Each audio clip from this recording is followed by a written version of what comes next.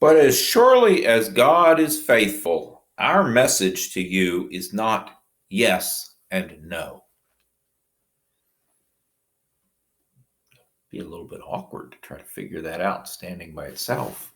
And that's the problem with just giving the book, chapter, and verse. Just quote the verse. No. Each verse is in context. And this one certainly needs context to make any sense out of it. And even when a verse seems to stand alone and people quote it, you still need to get the context. And in the context, it may mean something quite different than what it seems to mean all by itself. But here we are in 2 Corinthians, in this series about 2 Corinthians, or of 2 Corinthians, and we've gotten as far as chapter 1 and verse 18. And so if we go back a little bit, he was talking about his plans to come to Corinth and then go to Macedonia and then come to Corinth again. And these plans didn't happen, and people are upset with him. And he said in the middle of the previous verse, do I make my plans in a worldly way so that with one breath, in the same breath, I say yes and no? And so he is now going on and saying, as surely as God is faithful, our message to you is not yes and no. In other words, he's saying, I don't speak in such a way that I could later say, well, I never said I was coming to you. Or that he could later say, well, of course I said I was coming to you. And you look at his words and they're so twisted that you can't be sure, and you could construe them either way. And I wish I could think of a good example, but I can't think of one right now. But there are ways to speak our words so that it could mean this or it could mean the opposite. And Paul is saying, I don't do that. But as he says that I don't do that, he says something else that is quite interesting. He says, but as surely as God is faithful, our message to you is not yes and no. As surely as God is faithful. Has Paul broken the rules here? We're told not to swear. Jesus said, swear not, neither by heaven or by earth or by the temple or so on. Don't swear. Now, some people think swearing is using certain words. And it can get really bad, especially where I'm living here, culturally. It is much more of an issue than some places.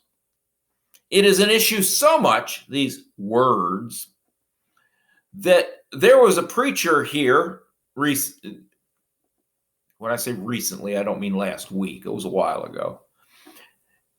And he was so averse to using the wrong words that in a sermon he talked about people who would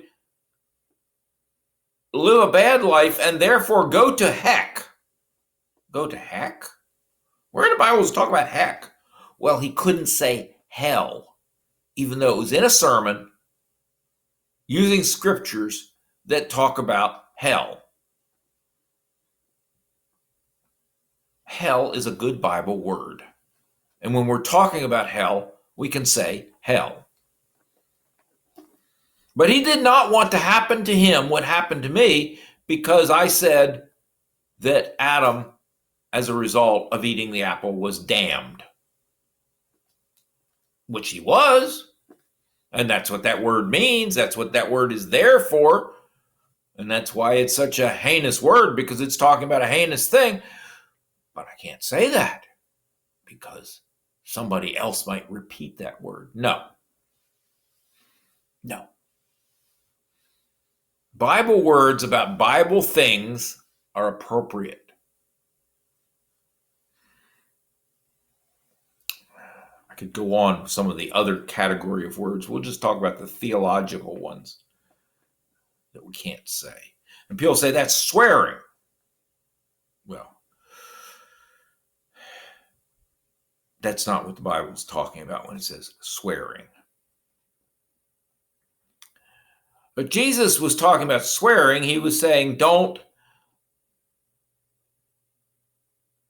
he was talking about not saying, as the temple stands, this such and such is true.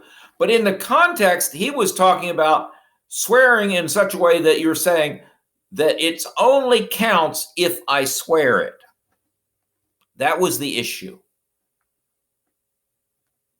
Don't be in a mode that says, well, that was not said under oath, so it doesn't count. I mean, that's one of the problems with our current legal system.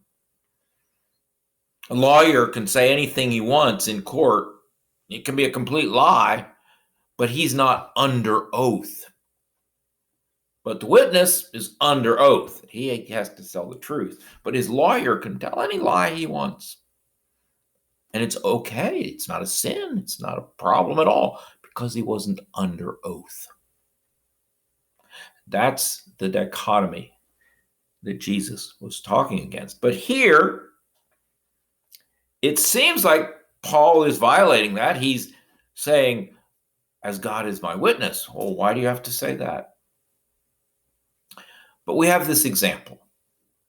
And we have the example in Romans 1:9, where Paul says, God is my witness that such and such is true. We have an example, two examples in 1 Thessalonians chapter 2, where Paul says, God is my witness that such and such is true. And so, following what Paul said, follow me as I follow Christ, what we can learn from this is that in an appropriate situation, it is acceptable to say, as God is my witness. If we're trying to clearly affirm how seriously we want to communicate our truthfulness, and if we are always truthful, and only use this to emphasize the fact of our always truthfulness, we're not in violation of what Jesus talked about. Now, if we are only telling the truth when we say God is my witness, then we're in violation of what Jesus talked about. But don't go around faulting people just because they emphasize their constant truthfulness in some situation by saying, God is my witness. Here, the apostle himself sets the example of emphasizing his truthfulness in that way.